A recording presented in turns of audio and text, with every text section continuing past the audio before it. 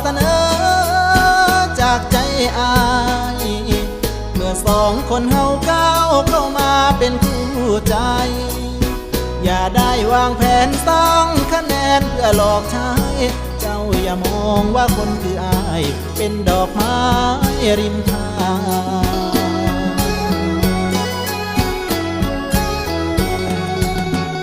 โอ้ค้างมาหลายแล้วคิดว่าเจ้าเอาใจตั้งเริ่มต้นหวานพอนานๆก็เปลี่ยนทาง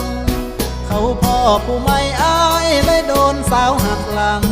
คือเขาป่าคือกระตาห่างเจ็บเพราะจริงจังพอมาเสมอ